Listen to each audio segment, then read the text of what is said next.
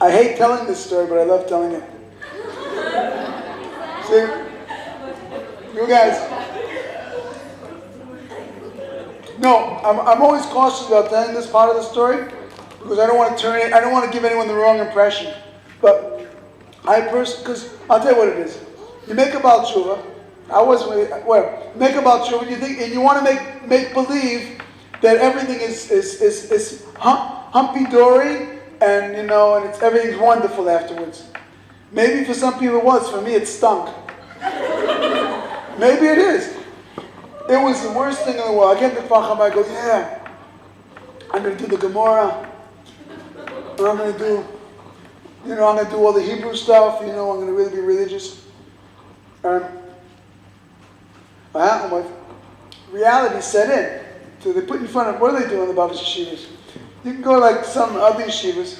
Anyway, so they're sitting down there. What do? They're making them Gemara.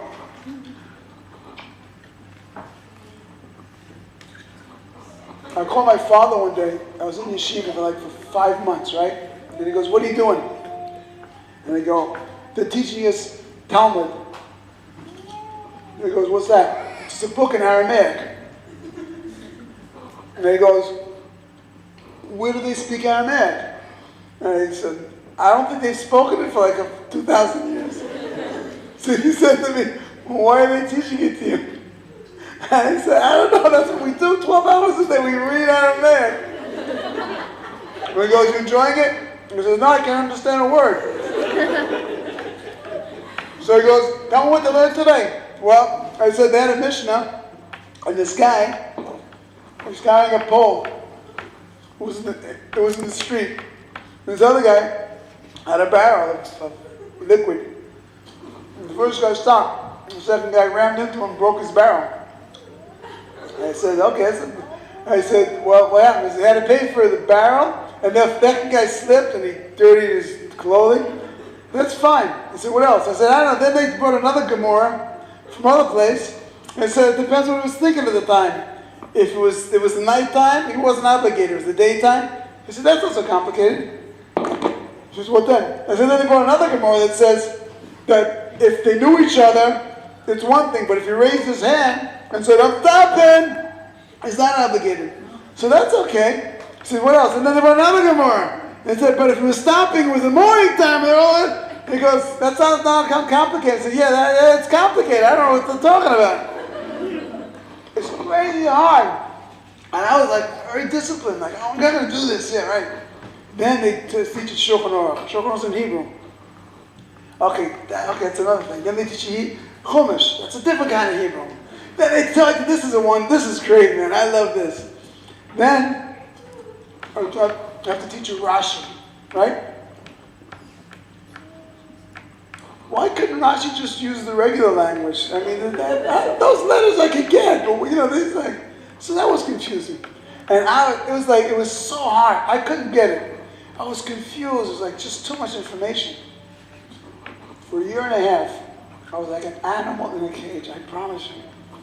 I was pacing crazy. I just couldn't get it because the Gemara, the Aramaic, and the Ibayas Ema, Bishlema Oma, Intirtzaloma, all this stuff, man, it's too much. There was no karate, no one around. I'm just pacing. I was just out of my mind, crazy. Then, one of 2 times in my life that the book of Tanya saved my life. Really. One day I'm pacing Yeshiva, and one of the rabbis takes me aside and he goes, official. I feel like I'm in a washing machine. I have somebody identities oh man. He says, did you ever start learning Tanya by heart? And I go, what? No, what? What now? I mean, I have a lot of other stuff I'm not doing. He goes, you have to learn Tanya by heart. I go, what's the idea? And he goes, listen, in the Babbage, we learn Tanya by heart. I said, what do I do? He says, you learn it by heart. I said, how? He says, you just do it.